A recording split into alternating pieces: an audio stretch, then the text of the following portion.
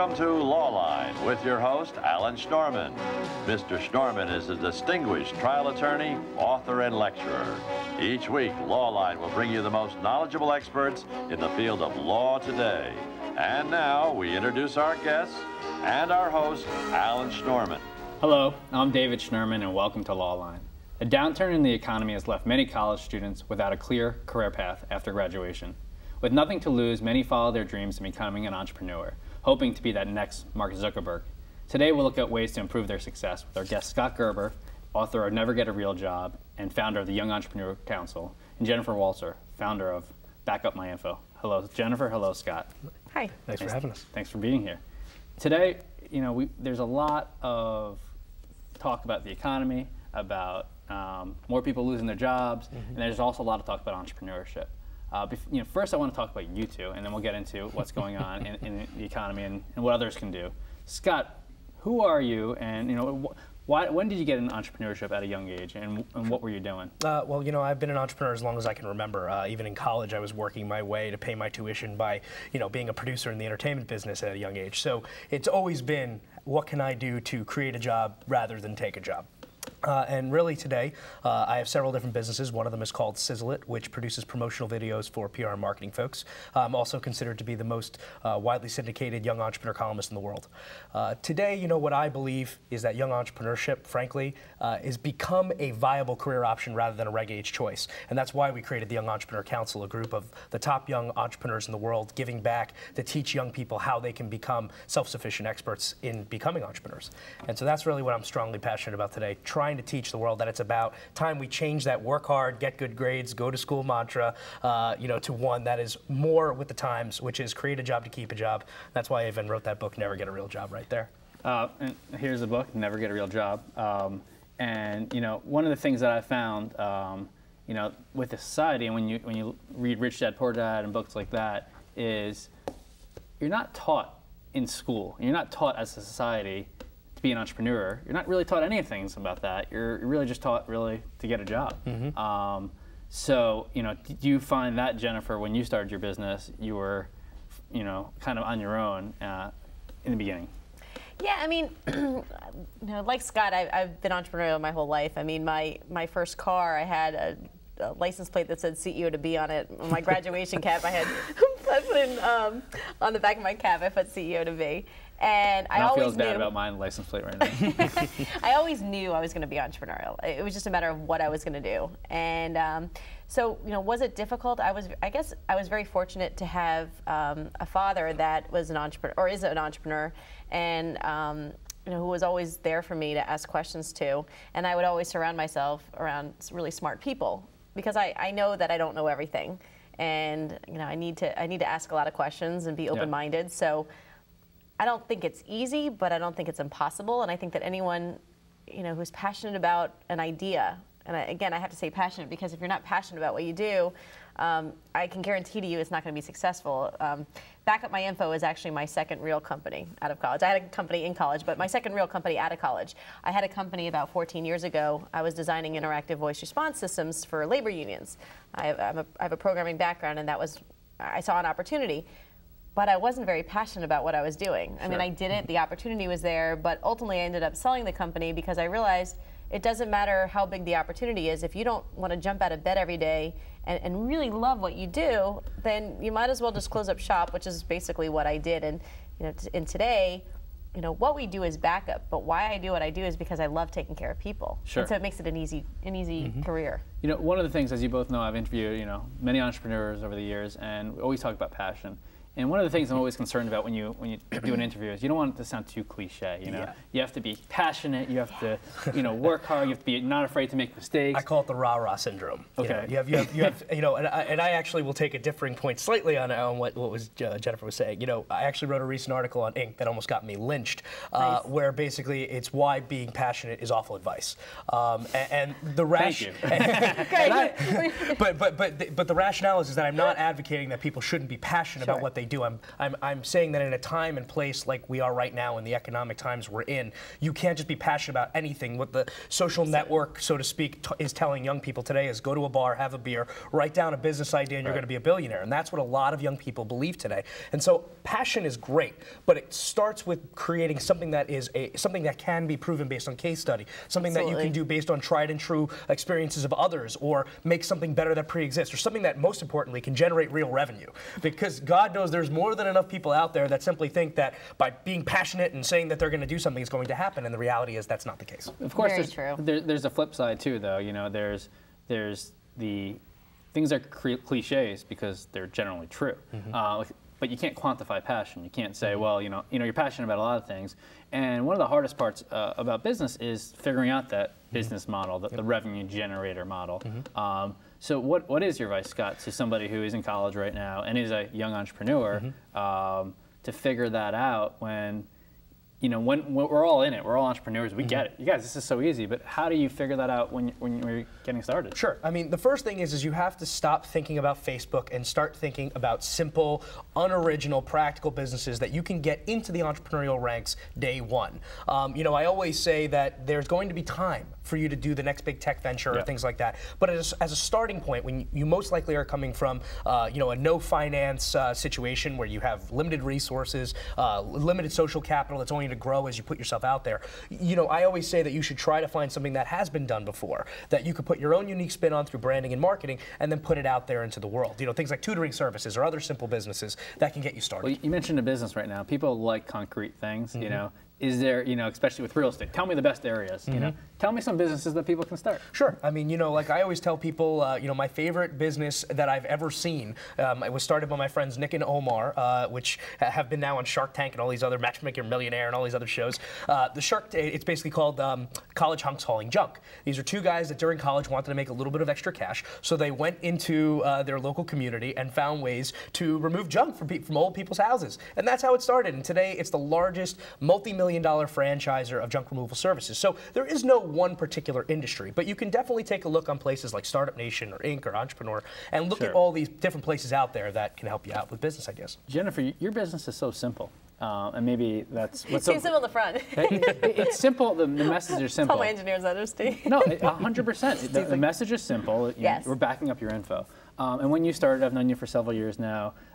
It wasn't as mainstream as it is now, would you say? Now it's very mainstream. There's some big competitors out there. Yeah. So you did that. You were able to get the simple concept and get out there. And once it was there, people were like, oh yeah, that's a good idea. I should have done that. But it almost seemed too simple to even do at the time. How are you competing now when there's such big players in the backing up your info space, such as a company like Dropbox? You know, it's not, that's more, and I know you've started a competitor to that, but how are you competing right now? Yeah, no, absolutely. The way I look at the market, first of all, it's very fragmented. Sure. You know, I started 8.5 years ago, and there's, I mean, it's unbelievable changes what's happened in the last few years. A lot of players have come in. 8.5 years? Yeah. Wow. Yeah, and a lot of players have really jumped in the last few years. I know, like Mosey started up in 2005 or 6. So, I mean, I've definitely seen a lot of changes in this market space. The way I look at the market is that, and it's crowded, and no one understands the differences. But the way I look at the market is that I actually believe there's 3 silos of players in the space. There's the Mosey and Carbonites of the world. Many people have heard of those type of companies. They're really more geared toward the consumer market, self-serve market. You know, it's up to you to figure out how to restore your own data. And then there's the second tier, which is really the business critical data. That's where like Iron Mountain and those kind of business critical companies fit in. But I actually believe there's a third tier of services, which is where we've been creating all along and really building it out, which is this whole premium white glove service offering, because the way we look at things is that technology is changing so rapidly today, and people aren't thinking about restore, and that the chances that your servers and computers are going to crash is 100% guaranteed. It's just a matter of when. And so the way we look at the market is that you really need to be handheld. So what we do is we focus on businesses between 10 and like 1,000 employee market. So you segment it to specific market. Totally. And we provide. You know, we go in on it with a consultative approach where you'll have an engineer who will hold your hand through the whole process, understanding your recovery point objectives first, really getting to know who you are, getting to know our clients by first name basis, understanding everything about what's going on, what their needs are. We'll set everything up for them. We'll monitor their backups. On the flip side, though, in addition to figuring out how to niche, to separate the business, you decided to do this little thing and blog for the New York Times on the side. You know, I don't know which one was a bigger job because the New York Times took a lot of time. Well, look at you, Scott, as well. You know, you're running a business, and not only have you started Young Entrepreneur Council, you've written a book, and you do a lot of things in the media as well. You know, I'm around, you know, such big people. You know. Stop. Don't really keep going. But tell me, first of all, why did you do? You know, what are you doing for the New York Times right now, and how does that help your business, and what's your goals with that? You know, I see a lot of entrepreneurs like to hear themselves talk, just like attorneys. But what is your purpose with that? Sure. It's been actually an interesting journey. Actually, it's called a CEO's journey.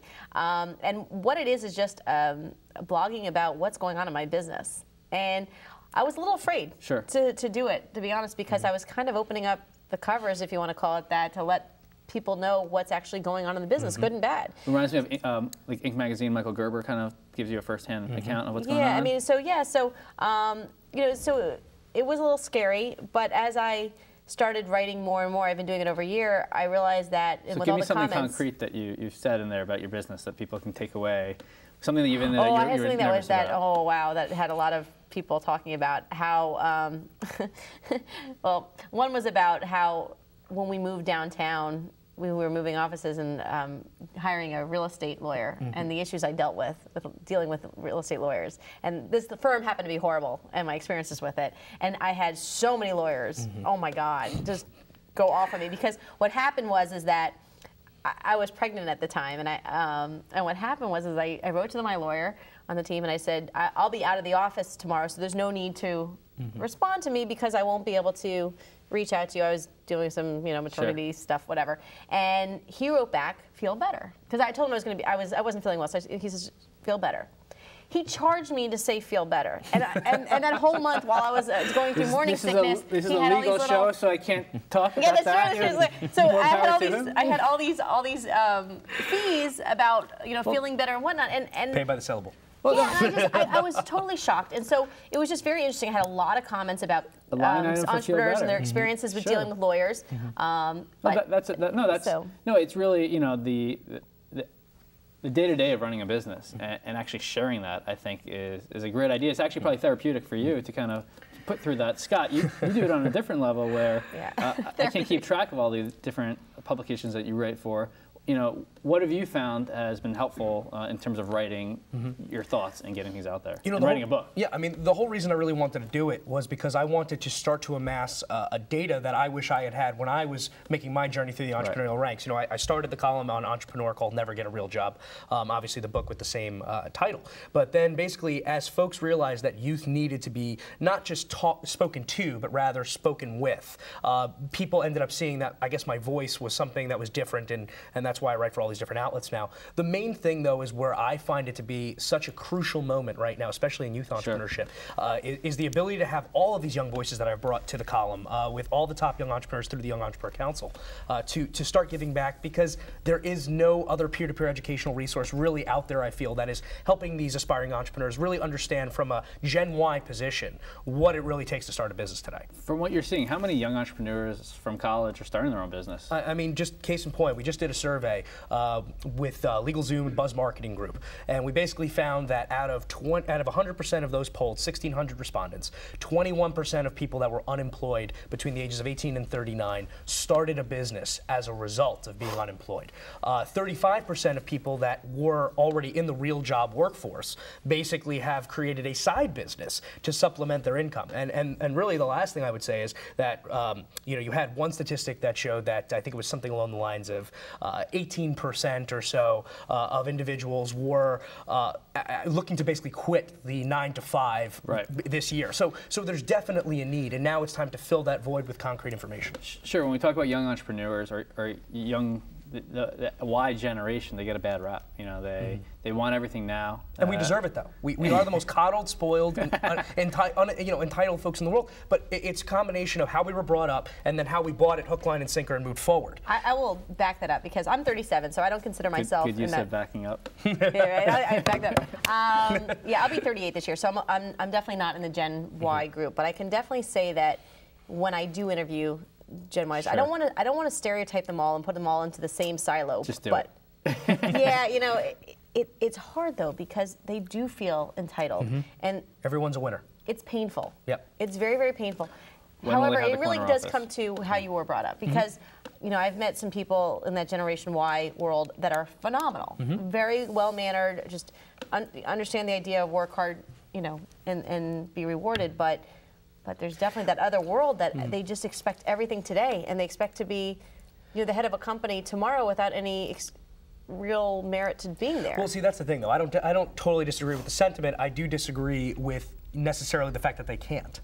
You know, you have a lot of young people today that I think should not be going into the corporate world, should be starting their own thing, frankly, because one, lack of opportunity for their existing both acumen and ability. But other than that, yes, I do agree that we as a culture need to kind of shift Gen Y into a more, I guess you could say, state of mind that makes sense, that is more about the real world. However, I will also say that I think that our generation is the most entrepreneurial, and if given the right tools and resources, can actually move our generation forward. We're going to go to a break right now, but afterwards we're going to talk about some of the tools. I mean, part of it also is the internet and how easy every 2 months there's another tool out there that makes it easier to start a business and to have an opportunity to have a voice through social media. And using that, you can actually be successful and do something at least part-time. I'm Dave Schnurman, you're watching Law Line. Stay with us.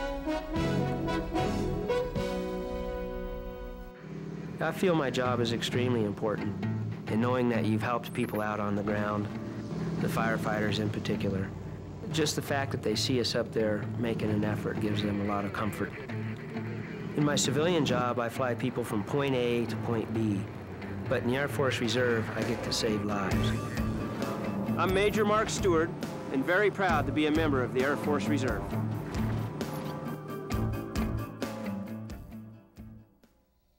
Message of the day. Tanning beds are for losers. Their UV rays can be up to 15 times stronger than the sun. They can increase your risk for cancer, including melanoma, the deadliest form of skin cancer. Tanning can cause ugly wrinkles and age spots and can ruin your skin. Overexposure to UV rays is the leading cause of skin cancer. Be safe. Don't go there. A message from the American Academy of Dermatology. Anyone who uses a tanning bed is an idiot. So get a life, or you could lose it. You had the best medical care, but still your baby was born 3 months early. March of Dimes research helps save babies from prematurity. For information or to lend a hand, visit marchofdimes.com. Let's find the answers together. Hi, I'm David Schnurman. You're watching Law Line. The topic of today's show is the new young class of entrepreneurs. With us, we have Scott Gerber, author of Never Get a Real Job, and Jennifer Waltzer, founder of Backup My Info. Thank you both for being here. Before we left the break, we were talking about the Generation Y and how they're entitled. But you know, there's nothing wrong with being entitled if you can use that to your advantage and actually be a doer. You know, I think that's part of what I find is being driven is the most successful thing in terms of starting a business. But a lot of the tools out there right now make it easier as well. Scott, is there anything that you found when you're talking with entrepreneurs that they can use to get the business started? 100%. I mean, there is no question that the biggest reason young people don't become entrepreneurs is because they think they need massive finances to get started. And now more than ever, you don't need that. If you want to build a website, you could do Weebly.com and literally be paying $5 a month for a professional website that's up and running in minutes. You can have virtual phone systems like Grasshopper that automatically put you on a playing field with a Fortune 500 calling system. eFax to get rid of your faxing. You know, Shopify for an online e-commerce store. I mean, there's an unlimited amount of subscription-based services and e-commerce platforms and everything else out there that's in this app new world. I will say, though, that it's very important that you have to make sure that you go with trusted companies, because in one day, out the next, a lot of these guys are, you know, fly-by-night. So you just have to make sure you're, you know, doing your research and making sure that these companies are there to stay. Jennifer, Absolutely. when you started 8 years ago, did you have capital? And have you ever raised capital in the process? Or are you an organic company?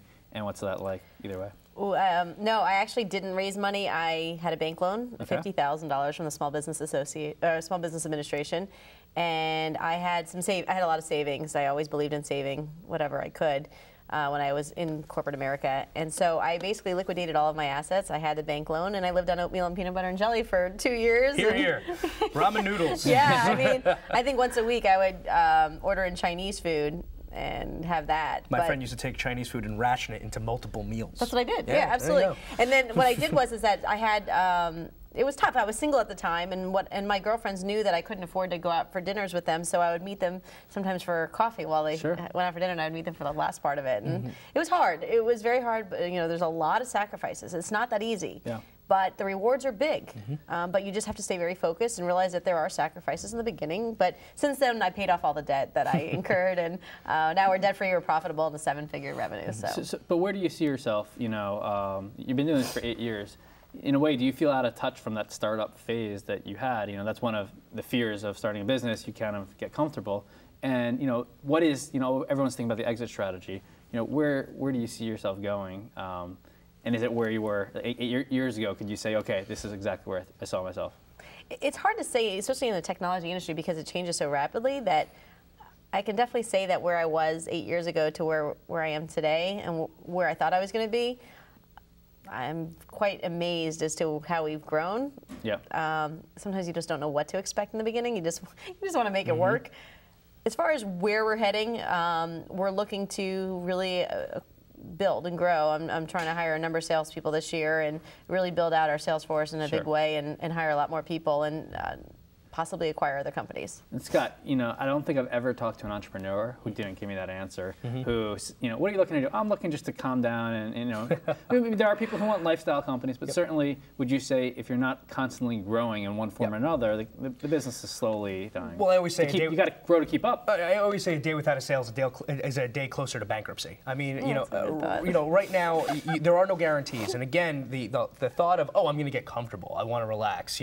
Yes, you should be able to, at some point, to work on your business rather than in your business. That's any entrepreneur's goal and dream, whether that means one day, selling and retiring, or simply having a great management team that can, run the day-to-day.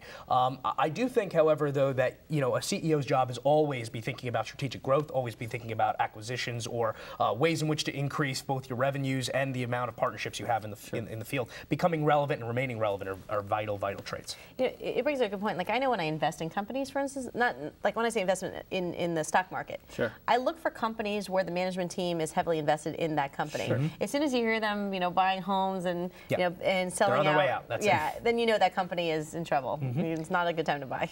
One of the things is the power of information, and that's what makes things easier for people to start a business. The Young Entrepreneur Council, to me, is a way to group a lot of great entrepreneurs together to, I guess, share information. How has that been going so far? It's great. I mean, since we've launched it in October, it's now the most syndicated young entrepreneur content in the world. We have outlets, everybody from the Wall Street Journal and Entrepreneur and a variety of others, just really focusing on trying to find the right resources to give to these kids. So it's kind of a combination: first information, and then resource allocation. So stage one has always been, how can we get the peer-to-peer education platform going? And now it's about going to Washington and getting the government agencies and private enterprise and all these folks to now start realizing that there is the need. We've shown there's a need, and now we're going to bring in all of the resources that can really make tangible support happen in this demographic. Jennifer mentioned that she got a small business loan in the beginning. I know Good luck. Well, I know you've been involved with that. In regards to the Obama administration, say they're trying to make it easier for small businesses and giving loans out there. What have you found in that process, and kind of what are you doing to help? Well, I can tell you, first of all, in our survey, again, going back to the Youth Entrepreneurship Survey, we found that over 80% of young people flat out said that they felt the banks were not doing anything, and almost 80% of young people said that they felt the government offered them no assistance at any level. Whether that's partially perception and part reality, that's something we're still trying to figure out, but I will say that there's clearly more that needs to be done, whether it's a microfinancing model in the U.S. for young people who want to start businesses, whether it's new ways of assessing, not just based on collateral, but based on revenue generation, of getting this demographic more capital. There's definitely more work to be done. I think that we're going to start seeing some new innovative programs coming out, but I think that we still have a long way to go. What's the difference between, in your opinion, starting an internet-based company, which every time you associate a Y generation person, it's an internet-based company, social media most likely, versus the traditional brick and mortar? But the problem is that, again, to your point, we always associate Y with tech, which is something that is, not your fault for saying that, but something, in my opinion, that is totally off base, because you literally have 99% of young people that will never start a tech business or shouldn't start a tech business. And the fact is that because all the sexy hype of Groupon and Facebook and all these others gets the media play, and that's what gets all the money too. And that's what gets the money. But at the same time, I think now we have to stop teaching this generation how to make $1 million, which they're not going to do, and rather teach them to make a living. And that is a totally different scenario that can help us become an entrepreneurial generation. There's so many opportunities out there. They don't have to, like you're saying, Scott, they don't have to start an internet-based company. And I think that they really need to think out of the box, because I know so many entrepreneurs, they do tremendously well in businesses that are like the typical businesses you wouldn't think about. Sure. So, I mean, there really is a lot of opportunity out there. Yeah, I mean, I wholeheartedly agree with that. So, I would say that the best thing to do is try something. You know, the worst thing you can do is kind of just keep reading and reading and trying something. And if we have 1 minute left here, and I just want to leave people off with kind of the doing mentality. What can they try? I'll start with you, Jennifer. Kind of getting things started today to start their business, or just start something that leads to a business. Sure. If they have an idea, see what's going on today. What's working in that industry? What's not? I mean, and keep it simple. You know, if it's like you're saying, the hauling of junk. Okay, so what are those companies that are in that industry? What are they doing really well at? What are they not doing so well at? Is that something that you can do better? Yeah. You know, and be careful. Don't try to be the cheapest out there, because that can be dangerous too. Make sure that whatever business you put yourself into, that you're going to be able to make a profit today. If you think that one day down the road, years later, that you'll eventually be able to make a profit, I can't say I guarantee, but I can almost guarantee to you, yeah, that things are going to change. Scott? So Don't get stuck in analysis paralysis. Stop thinking business plans. Stop thinking about 5-year plans, where you're retiring, what your growth model is, all this stuff. Just get off your behind, get started, be practical, be unoriginal in your business model, original in your marketing of it, and you'll do very well. Thank you, Scott. Thank you, Jennifer. Absolutely. Thank you. Everybody, for watching. We hope you were able to take some of this advice and inspire you to start a business. This will be available on TV as well as online. I'm David Schnurman. You're watching Lawline.